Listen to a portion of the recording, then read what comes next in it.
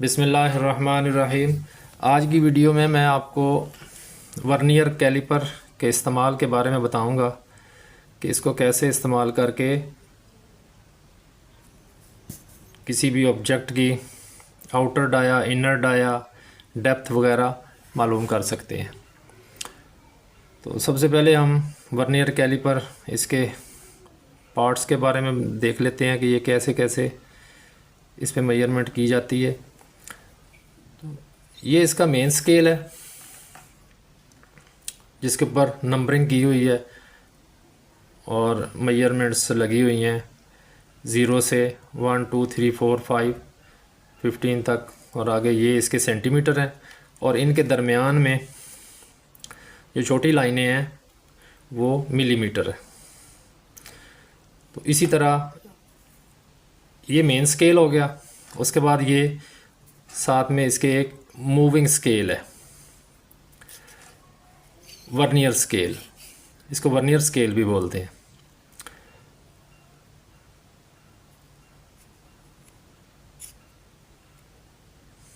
ये दो जाज हैं। एक जाज जो है वो उसका पार्ट मेन स्केल के साथ बना हुआ है, दूसरा मूवेबल स्केल के साथ, ये वर्नियर स्केल के साथ है। तो जब भी हमने किसी चीज़ का आउटर डाया मालूम करना है तो इन दो जाज के दरमियान हम वो ऑब्जेक्ट रखेंगे। तो उसके बाद फिर हम मेन स्केल और ये वर्नियर स्केल के ऊपर भी नंबरिंग की हुई है और यहाँ पे भी मिलीमीटर की स्केलिंग की हुई है, और साथ में इधर इसका लीस्ट काउंट मल्टीप्लायर भी है। वो मैं आपको आगे चल के वीडियो में बताता हूँ। फिर उसके बाद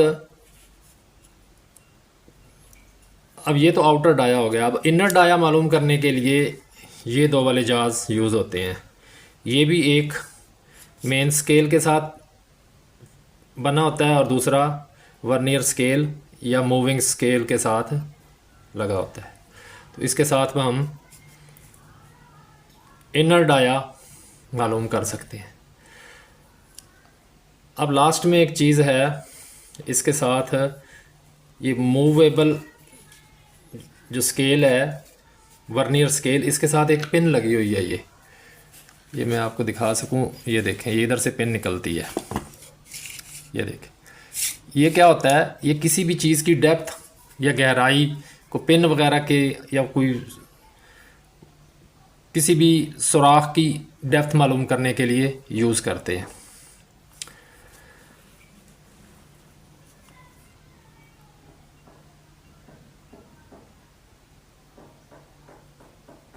यहाँ पे ये चेक नट है।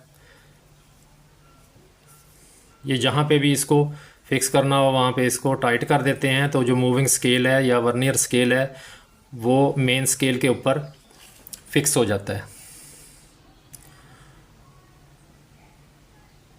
तो अब हम चलते हैं प्रैक्टिकल की तरफ।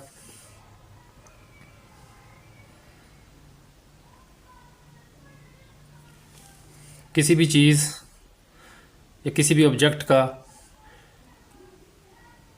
आउटर डाया, इनर डाया या डेप्थ मालूम करने से पहले वर्नियर स्केल को मेन स्केल के ऊपर 0 होना चाहिए।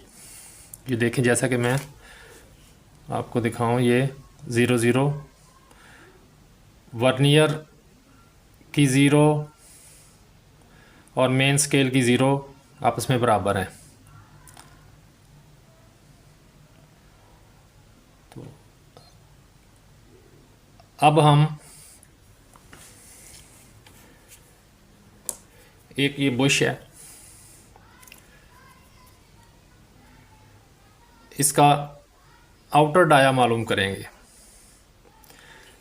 तो उसके लिए इसको जाज में रख के इसको वापस थोड़ा सा पुश करेंगे। उसके बाद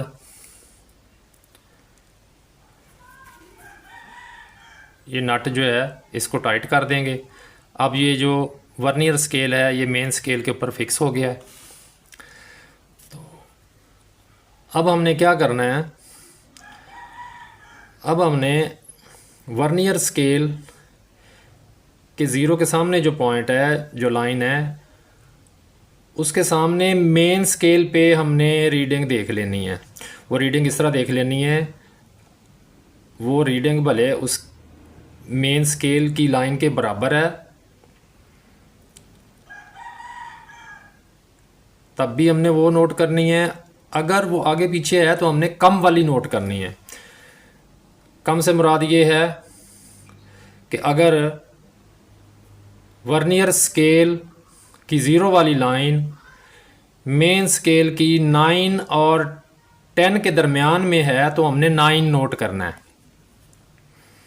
तो अब यहाँ पे मैं आपको दिखाऊं तो ये 10 के बराबर है, तो इट्स मीन अब ये 10 मिलीमीटर हो गया आउटर डाया।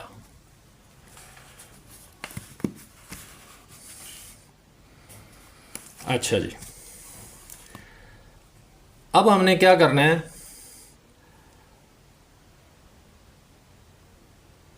अब इसके बाद इसके आगे जो लाइंस बनी हुई है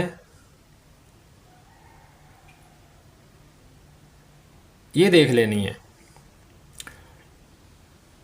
अब चूंकि ये ज़ीरो जो है 10 से थोड़ी सी आगे है तो इसलिए अब हमने यहाँ पे रीडिंग भी इसकी देखनी है। जहाँ पे ये कोई भी लाइन वर्नियर स्केल की कोई भी लाइन मेन स्केल के बराबर होगी तो हम वो रीडिंग ले लेंगे।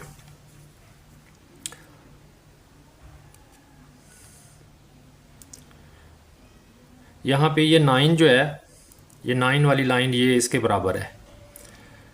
तो 9 का मतलब ये है कि यहाँ ज़ीरो से हम इसको काउंट करेंगे तो ये 18 बनेगी, 18 बनेगी।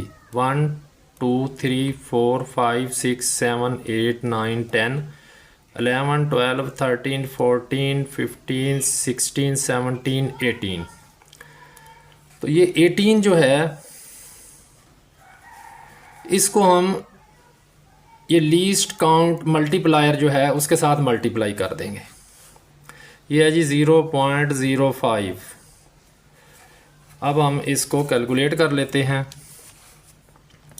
18 मल्टीप्लाई 0.5 ये बन गया 0.9 mm। अब हमारे पास जो आउटर डाया आया था वो था 10 mm प्लस 0.9 mm। इसको ऐड कर देंगे तो ये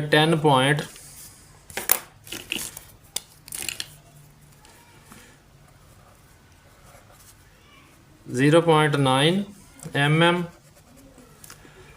और ये हो जाएगा 10.9 mm। तो इस तरह हम आउटर डाया किसी भी ऑब्जेक्ट का मालूम कर सकते हैं।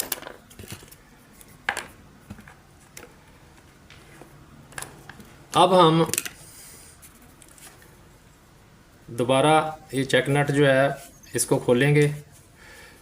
अब इसी ऑब्जेक्ट का हम इनर डाया, क्योंकि इसके अंदर सुराख है, ये सुराख है तो इसका ही इनर डाया हम मालूम करेंगे।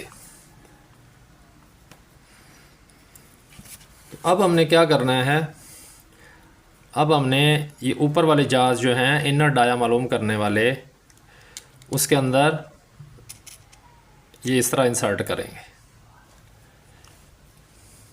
ये देखें, ये इसके अंदर इंसर्ट हो गए हैं। अब इसको हम टाइट कर देंगे, इधर से इसको निकाल देंगे।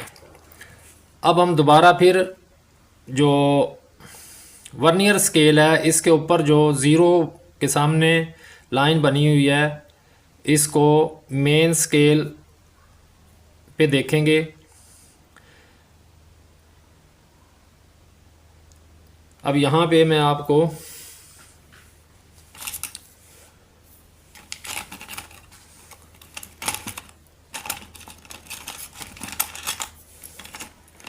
यहाँ पे दिखाऊं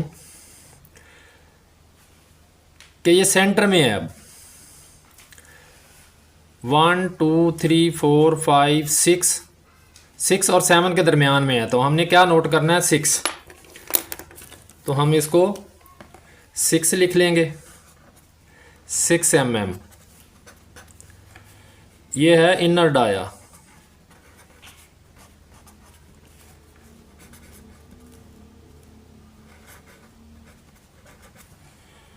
सिक्स mm।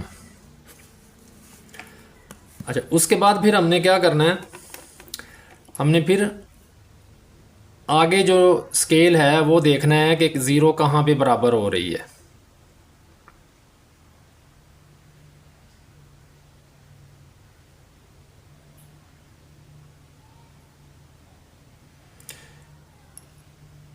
ये 8 और 9 के दरमियान जो लाइन है वर्नियर स्केल पर, ये 4 सेंटीमीटर वाली जो लाइन है उसके सामने है।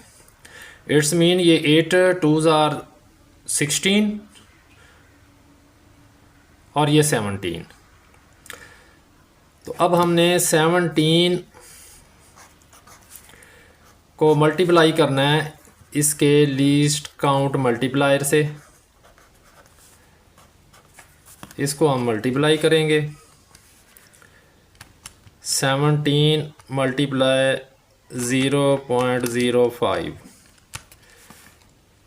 ये हमारे पास आ गया 0.85।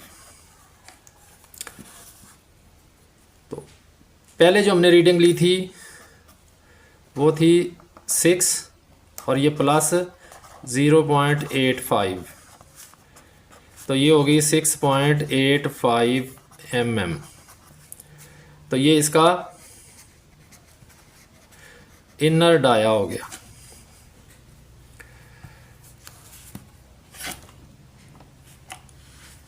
ये बात तो यहाँ तक होगी। अब हम इसको वापस खोलेंगे, इसको ज़ीरो मिलाएंगे। अब एक मेरे पास ये बोल्ट नट है, एंड कैप कह लें इसको, ये एक तरफ से बंद है और इसकी डेप्थ अब मालूम करेंगे कि डेप्थ कैसे है। उसको क्या करेंगे, इसको थोड़ा सा हम खोल लेंगे। खोलने के बाद इस तरफ से हम इसके अंदर इसको इंसर्ट करेंगे और ज़ोर से दबा देंगे ताकि ये आके मेन स्केल को टच करे। और जैसे ही ये इसको टच करेगा इधर से हमने इसको लॉक कर देना है। ये लॉक हो गया। ये देखें, अब ये इतनी पिन इसके अंदर है। अब ये हमने मेजरमेंट इस स्केल पे करनी है। तो अब फिर वैसे ही हम इसको देखते हैं कि ज़ीरो ये कहाँ पे है। ये अब जो है ये 10 होता है, ये 1 के पास 10 11 12 13 और 14 से पीछे है। ये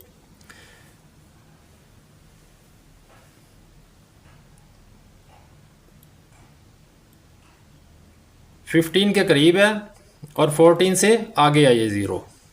तो इट्स मीन कि ये डेप्थ जो हो गई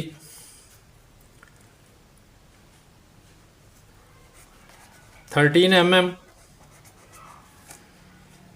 और उसके बाद अब हमने देखना है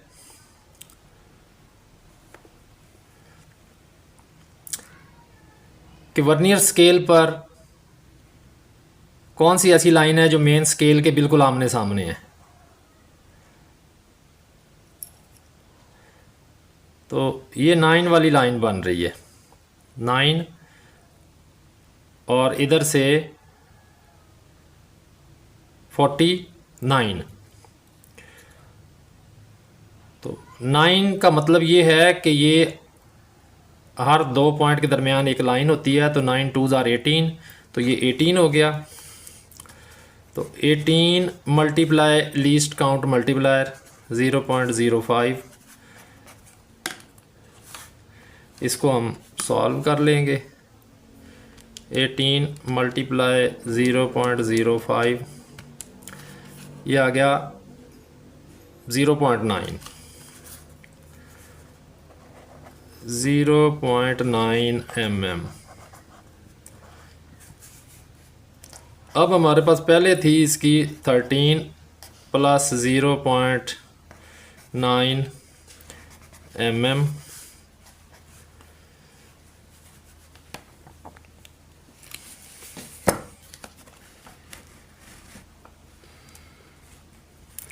तो ये हो गया 13.9 mm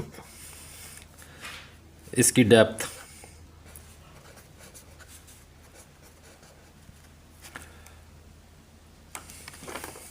तो इस तरह हम वर्नियर कैलिपर पर किसी भी ऑब्जेक्ट का, राउंड ऑब्जेक्ट का इनर डाया, आउटर डाया और उसकी डेप्थ मालूम कर सकते हैं। ये वर्नियर कैलिपर जो है 1 मिलीमीटर की 20वें हिस्से तक की मेजरमेंट कर सकता है। ये थी आज की वीडियो। Thanks for watching. अल्लाह हाफिज़।